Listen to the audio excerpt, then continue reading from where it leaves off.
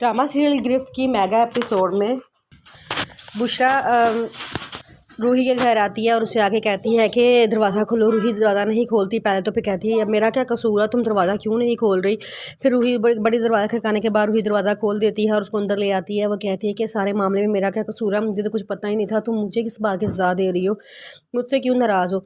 तो रूही कहती है कि हाँ तो वो तुम्हारा भाई है ना, तो तुम भी वैसी हो जैसा तुम्हारा भाई है, तुम्हारे भाई ने इतना गलत किया है मेरे साथ, तुम क्या चाहती हो मैं तुम्हें फूलों के हार पहनाऊँ। वो कहती है कि भाई जो कुछ उसने किया वो उसका फेल था, मेरा कोई इसमें हवलदा खाने था, तो मेरी इतनी अच्छी दोस्तों के लिए एक ही दोस्त हूँ, मैं तुम्हें क्या छोड़ सकती हूँ। तो वो कहती है कि अपने भाई को समझाओ ना जाके, इस तरह की हरकतों से बाज रहे हैं, हमारे से इतना कर्जा उसने ले लिया है, इतने हमसे पैसे मांगे हैं, हमारे साथ इतना बुरा सलूक किया है, और तुम आ जाती हो यहाँ पे।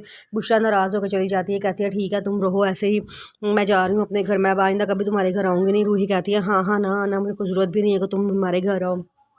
उसके बाद उसका भाई इरफान बाहर बैठा होता है, तो उसके साथ दूसरा गुंडा लड़का जो होता है वो उसे कहता है कि यार तुम अपनी हार मान के बैठ गए, अब तो उन्होंने पैसे तुम्हारे वापस कर दिए हैं, अब तुम उनसे क्या चाहते हो। वो कहता है कि अभी तो उन्होंने असल कर्ज अदा किया ही नहीं है, मेरी बेइज्जती करने का कर्ज। रूही के आगे हर बार मैंने अपना दिल तोहफे के तौर पर पेश किया, लेकिन हर बार उसने उसको कुचल के उसका बुरा हाल ही किया है, इसलिए मैं चाहता हूँ कि अब उनको ऐसी सज़ा दूँ, उनको ऐसा मकरूज़ करूँ कि वो सारी ज़िंदगी याद रखें। तो वो कहता है कि तुम ऐसा क्या करोगे। तो इरफान कहता है कि देखना मैं करता क्या हूँ, अभी मैं सोच रहा हूँ कि मुझे करना क्या चाहिए। तो वो उसका दोस्त बताता है कि यार मैंने तुम्हारी बहन बुशरा को रूह के घर से निकलते हुए देखा था, क्यों ना हम अपने मकसद के लिए बुशरा को इस्तेमाल करें। इरफान कहता है हाँ ये तो मैंने सोचा ही नहीं था।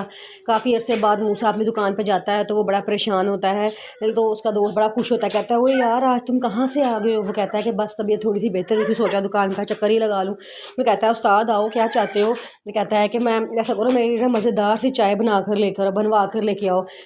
उसका नौकर कहता है हाँ ठीक है उस्ताद आप बैठो मैं लेके आता हूँ। जब वो अपनी दुकान पे खड़ा होता है अपने कपड़े सेट कर रहा होता है, तो वहाँ से इरफान का गुजर होता है। वो उसको देखे वो कुछ इशारे करता है और उसको देख के मुस्कुराना शुरू कर देता है। मूसा जैसे ही इसको मारने के लिए बाहर निकलने लगता है तो एकदम उसको कॉल आ जाती है किसी नंबर से। वो नंबर मोबाइल की तरफ देखता है तो उतनी देर में इरफान वहाँ से गायब हो जाता है, उसको समझ नहीं आता कि वो किधर गया है। रूही अपनी बेगम साहिबा इनिशा के कमरे में जाती है और जाके आती है कि वो इनिशा हुज़ैफ़ा को तैयार करके स्कूल भेज रही होती है। तो रूही कहती है कि आपको बच्चों से कितना प्यार है ना। वो कहती है कि हाँ हर किसी को होता है, हर इंसान को होता है।